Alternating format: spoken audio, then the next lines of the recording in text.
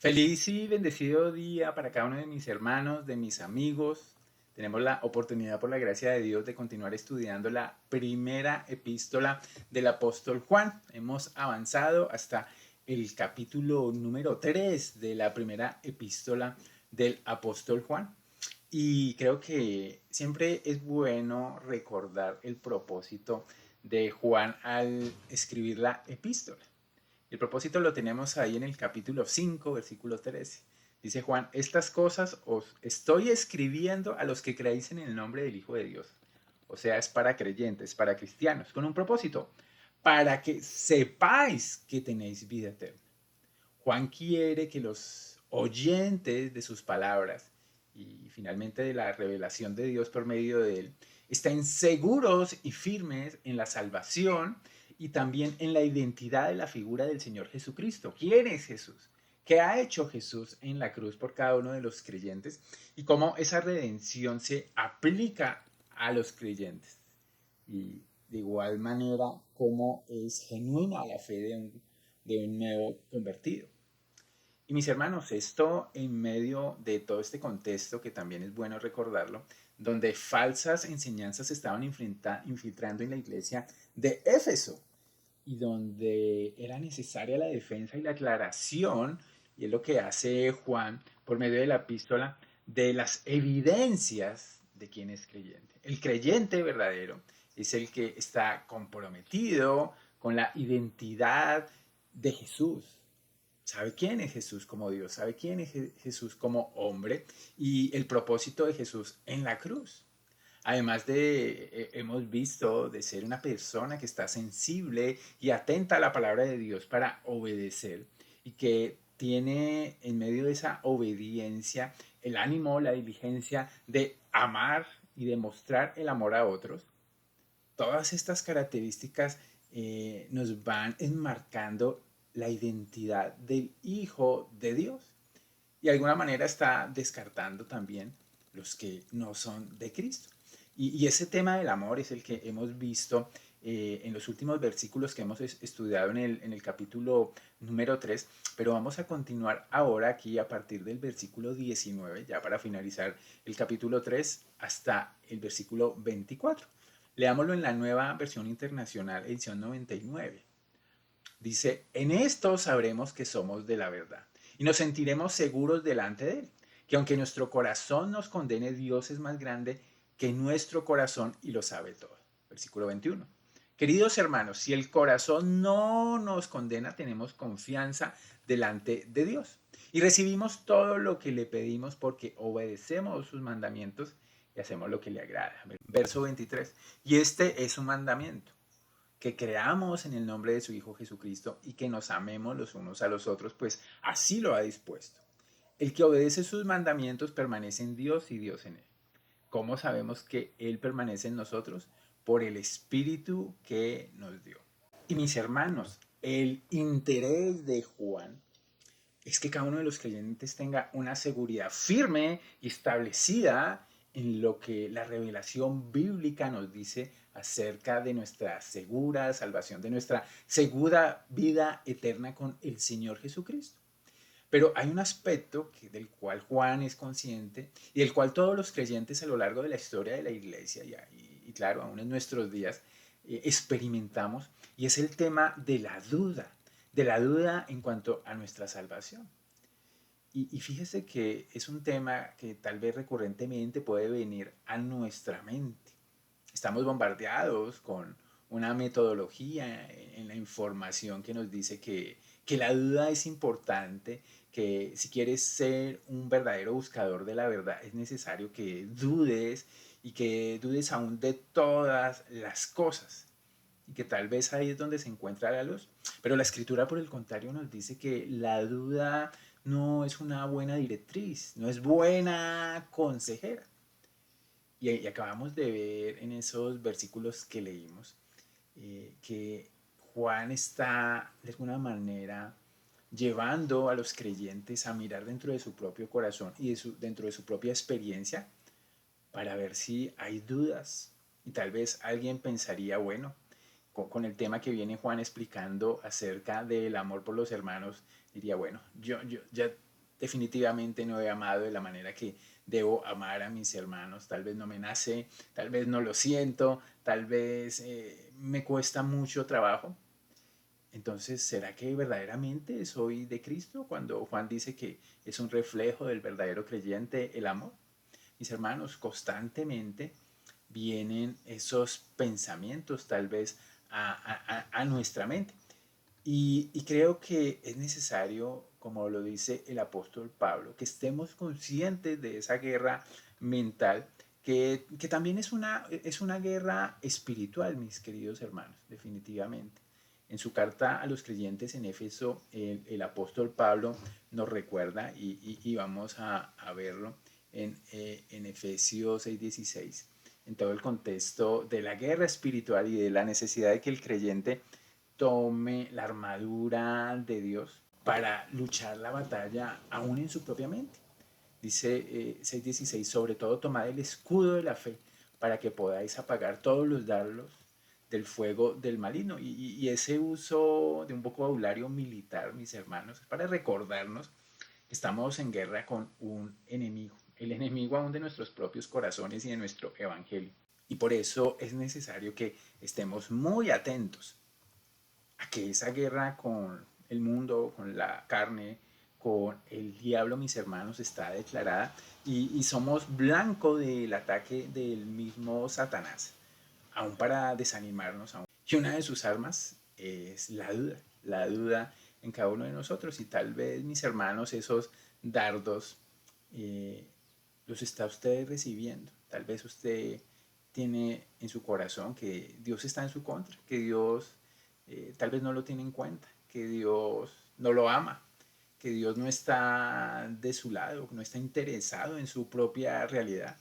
Tal vez otro dardo pueda ser que usted sigue pecando, que usted sigue teniendo ciertos pensamientos y se pregunta cómo puede ser posible que yo pertenezca a Dios cuando al mismo tiempo sigo teniendo esta lucha tan terrible con el pecado y caigo y me siento desanimado.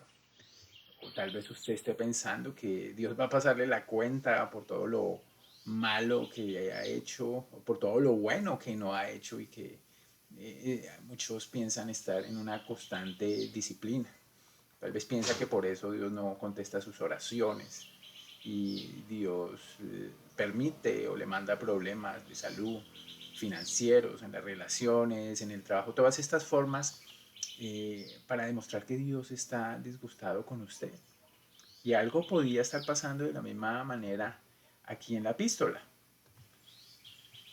Porque tenga en cuenta que además de ese enemigo natural, nuestro corazón también es muy susceptible de recibir estas dudas de parte de nuestra propia mente, de parte de la boca de otros, y esos pensamientos empiezan a generar una bola de nieve en nuestro corazón. Mis hermanos, dice Pablo en Romanos 7 que nuestra carne no mora el bien y que nos librará de ese cuerpo de muerte. Tal vez hay desesperanza, desilusión, inquietud, incertidumbre y mis hermanos, precisamente con esos temas quiere tratar el apóstol Juan en esta porción de la epístola. Por eso quiero que pensemos en este título para lo que vamos a ver hoy, lidiar con la duda o lidiando con la duda.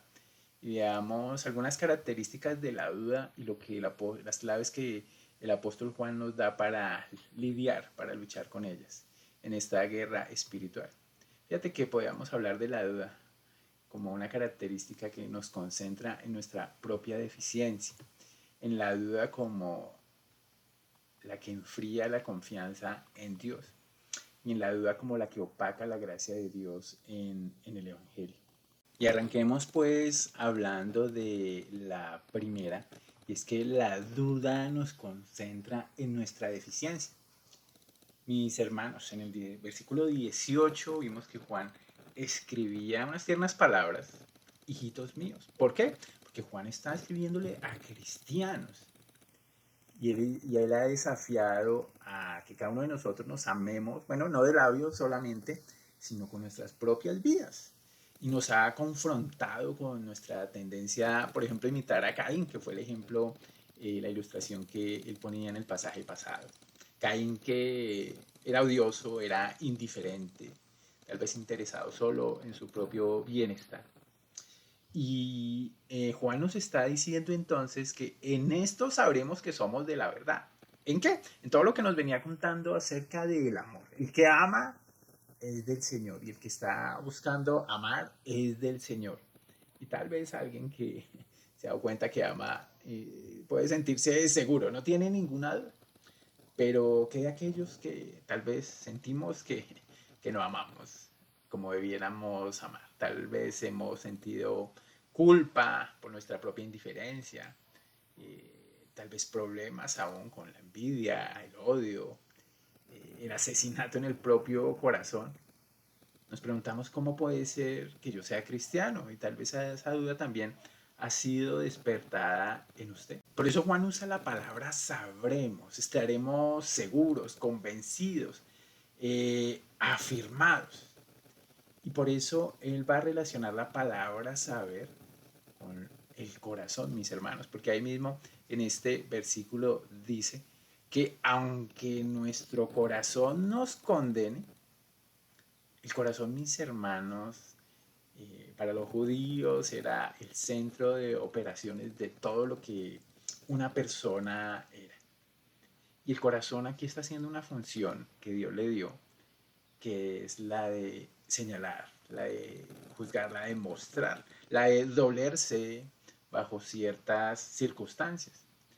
Y esa razón del corazón la llamamos en este momento conciencia, que es el asiento donde sabemos en el interior lo que está bien, lo que está mal, lo que es bueno y lo que es malo, lo que es agradable a Dios y lo que no es agradable a Dios. Y la conciencia en el corazón es un órgano moldeable, se puede ir estructurando conforme conocemos más y más la palabra de Dios y conocemos lo que agrada y lo que desagrada al Señor. Y por eso el corazón en esta función de conciencia, mis hermanos, tiende a señalarnos, porque sabe algo en contra de nosotros mismos. Y muchas veces el corazón nos dice, no estás amando, no estás haciendo las cosas como deberían hacerse, y nos lo señala. Y una conciencia sensible, mis hermanos, que la del cristiano, puede fácilmente estar abrumado por todo lo que le señala el corazón.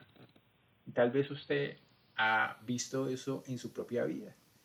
La obra de la ley escrita en su corazón está señalando continuamente y le está diciendo, no estás haciéndolo bien.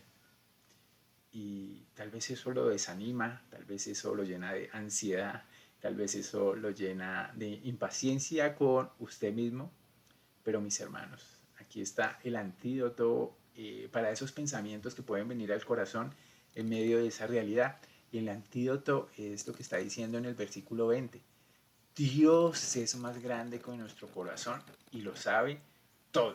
Mayor que nuestro corazón es Dios y Él sabe todas las cosas. El mismo enemigo puede lanzar todas estas dardos, mis hermanos, de duda, de desconfianza, pero el Señor nos dice, Dios es más grande. Nuestro Dios poderoso, cuando decidió llamarnos, ya sabía aún lo peor de cada uno de nosotros. Tal vez, no sé si usted ha pensado que Dios nunca ha aprendido nada nuevo de usted, Él ya sabe quién es usted y sabe quién soy yo. No, nadie tiene que informarle, ni siquiera usted mismo. Nada de lo que usted haga o deje de hacer lo va a sorprender. No hay ningún enemigo que pueda encontrar algo delante del Señor y llevárselo y decirle, mire lo que hace José Luis en este caso. Mire lo que piensa. No, Dios lo sabe absolutamente todo, mis hermanos. Y como lo sabe todo, por eso es importante que nos concentremos en que Él es más grande que nuestro propio corazón. Dios conoce nuestro pasado, nuestro presente y también nuestro futuro. Y esa omnisciencia de Dios, mis hermanos, nos trae confianza, convicción en medio de nuestra restauración con Dios. Por eso, mis hermanos, lo importante es que nuestra conciencia no nos puede condenar por algo que Cristo ya ha pagado en la cruz. Y no debería desanimarnos. Ojo, el apóstol Juan no está sugiriendo que el que Dios lo sepa todo hace más leve nuestro pecado o subestima el peso de nuestros propios corazones pecaminosos. ¿Qué debe hacer un creyente? Nosotros ya lo hemos estudiado. Arrepiéntese y confíese, busque al Señor, derrame su corazón y delante del Señor sepa que Él le perdona. Tome una actitud de querer aferrarse al Señor aún más. No se trata de relajarse, ni mucho menos, pero sí de poder descansar, mis hermanos, en que esas dudas aún que nuestro corazón, nuestra conciencia nos lleva, mis hermanos, no hay por qué hundirnos y hacernos sentir inseguros. El amor de Dios es más grande que eso. Admitamos y confesemos nuestros pecados, pero siempre recordando la maravillosa y alentadora verdad de que Dios ya lo sabe y que Dios ha dispuesto aún a su propio Hijo para que nuestros pecados sean limpiados. Y esta verdad acerca de esta primera duda, mis hermanos, nos llena de ánimo y de confianza para no desanimarnos, para no dejar enfriar nuestro corazón. Vamos a ver la segunda duda y de alguna manera también el antídoto que nos evidencia el apóstol Juan. Y tiene que ver esta segunda parte con que la duda enfría la confianza que tenemos en Dios. Y mis queridos hermanos, esta es una realidad permanente cuando permitimos que nuestra mente enfatice una y otra vez nuestras faltas. Por eso, como veíamos en el primer punto, reconocemos primeramente que el Señor nos conoce profundamente a cada uno de nosotros. Entonces dice Juan, queridos hermanos, si el corazón no nos condena, tenemos confianza delante de Dios. Y Juan lo que está diciendo es que si una persona cuyo corazón, cuya conciencia le está mostrando su propia debilidad, su propia falta, y no trata con eso, esa persona finalmente va a empezar a tener un corazón desconfiado ante la poderosa mano de Dios. El mismo enemigo, el mismo mundo, la misma carne, constantemente están tronando en nuestros oídos ideas acerca de nosotros mismos y ideas también erróneas acerca de Dios. ¿A dónde tenemos que ir? Tenemos que ir al Señor Jesucristo siempre y no oír de Él. Hebreos, el libro de Hebreos 4:16 nos dice que confiemos en el trono de la gracia, que nos acerquemos al trono de la gracia, donde recibiremos misericordia y hallaremos gracia que nos ayuda en el momento que más lo necesitamos finalmente.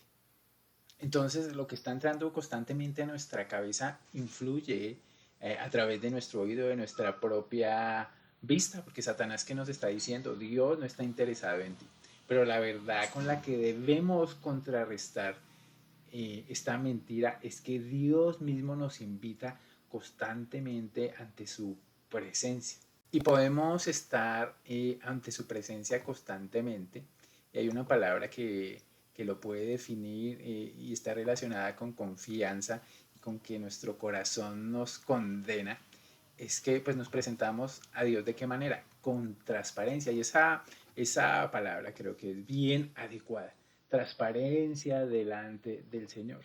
Transparencia, sabiendo que Él nos conoce perfectamente, sabiendo que Él sabe quiénes somos, tenemos que ponernos máscaras delante de Dios. No se trata de ser osados o arrogantes delante del Señor, diciéndole al Señor pues las horas que tenemos en una iglesia cada domingo o el buen ministerio que podemos desarrollar o la moralidad que hemos alcanzado. La confianza, mis hermanos, tiene que ver con que delante del Señor podemos presentarnos realmente como somos, con todos nuestros temores, nuestros miedos, nuestras luchas, nuestras tentaciones, nuestro mismo orgullo. El Señor está al tanto de cada una de esas cosas. Entonces, en ese momento, pues confesamos lo que tenemos que confesar, en vez de esconderlo a Dios, el que oculta sus pecados, el que los esconde no está prosperando, dice el salmista. Tenemos que abrir el corazón, la vida delante de Dios, dejar que la palabra inspeccione, purifique. Y mis hermanos, el resultado de esa transparencia es que nuestra confianza con el Señor y nuestra honestidad delante de Él crecerá. Y las dudas acerca hasta de nuestra propia posición delante de Él desaparecerán. Desaparecerán con la realidad bíblica de que todo el que en Él confía y que todo aquel que cree en el Señor Jesucristo no se pierde, sino que tiene vida eterna.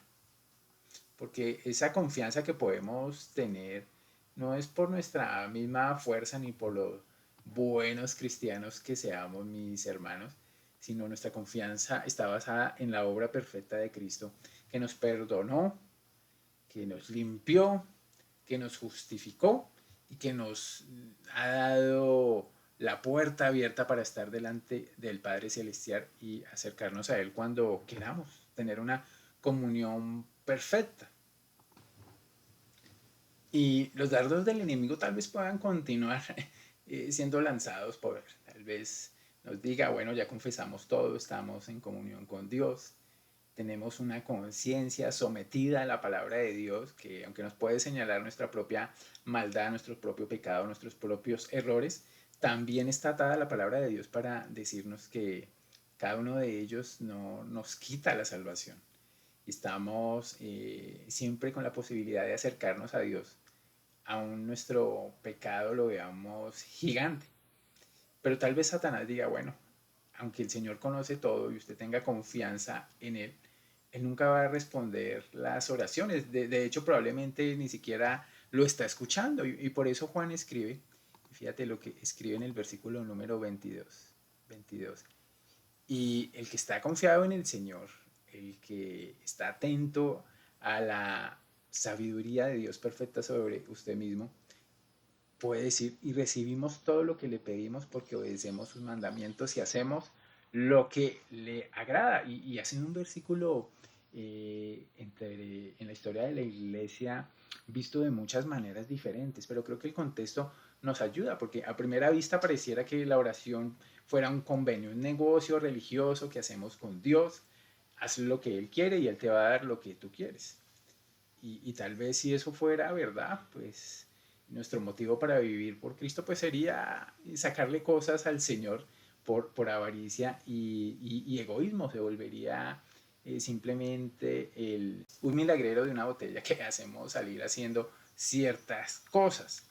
En todo lo que dice de la Biblia sobre la oración hay un común denominador, y es que en la medida que estamos en intimidad con Dios, en la medida que estamos buscando su rostro, en la medida que somos transparentes, honestos y dependientes del Señor, nuestros deseos, nuestros sueños, lo que anhelamos en la vida, que lo expresamos en peticiones de oración, empiezan a tomar la forma de los deseos, los sueños, por llamarlo así, y los planes de Dios. Entonces empiezan a conformarse a la imagen de la naturaleza, de la voluntad de Dios y no de nuestra propia manera de hacer las cosas.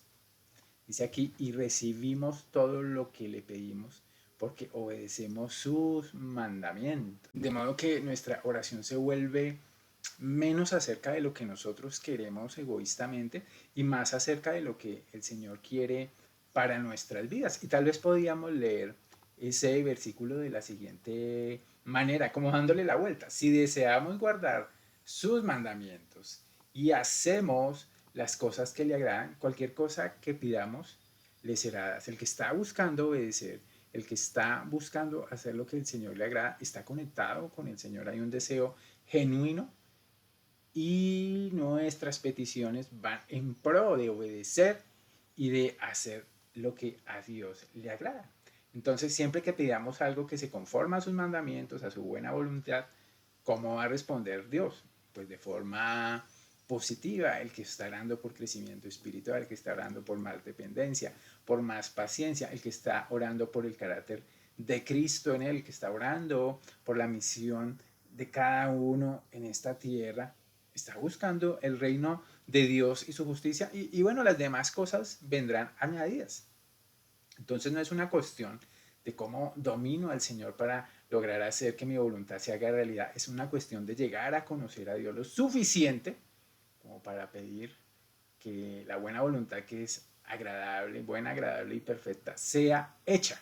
Y le podemos decir al Señor como Jesucristo, no se haga mi voluntad, sino la tuya. Ese es nuestro deseo constante. Me gusta la frase de un hombre que hace más de 200 años escribió, Señor, que el contenido de mi oración sea siempre sabio, humilde, obediente, bíblico, sometido, conforme a la imagen de Cristo. Dame la fe inamovible de que mis súplicas nunca son en vano. Porque aunque no siempre tengo lo que pido, siempre recibo respuestas más grandes y mejores que sobrepasan todo lo que puedo pedir o pensar. Mis queridos, la verdad es que nuestra visión es muchas veces limitada y cuando oramos, en muchas ocasiones no pedimos lo mejor, ni siquiera para nosotros mismos. Es el Señor el que con su sabiduría da y dispone de la mejor manera para que finalmente descubramos qué era lo que exactamente necesitábamos y era ser conformados a la imagen de su Hijo, que es el propósito del Señor. Entonces, en este segundo punto, que de alguna manera los dardos del enemigo nos dicen que no le importamos a Dios, que Dios no escucha nuestra oración, que Dios no está interesado en lo que le decimos, es que nos acerquemos con confianza.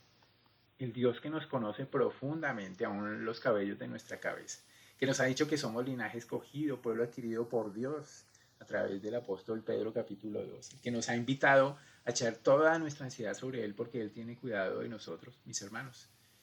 Es el que nos llena de buenas y preciosas promesas. Por eso la fe viene por el oír la palabra de Dios.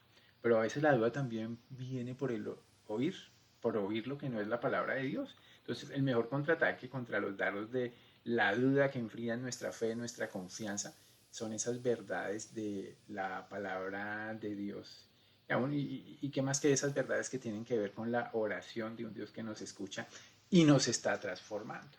Entonces vamos a ver el último peligro, y es que la duda opaca la gracia de Dios en el Evangelio.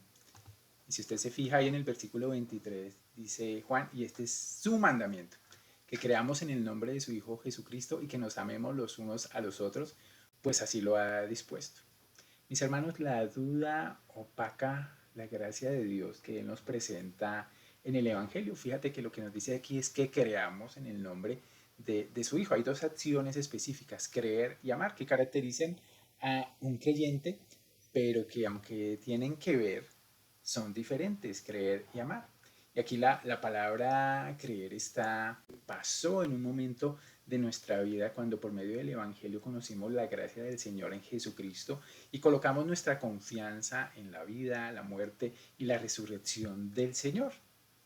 Eso pasó una vez. Ese nacimiento de nuevo fue un evento único en el pasado que se refleja en que creemos constantemente en el presente. Seguimos acrecentando nuestra fe. Pero hay otro mandamiento aquí, es amarnos unos a otros, de este versículo 23.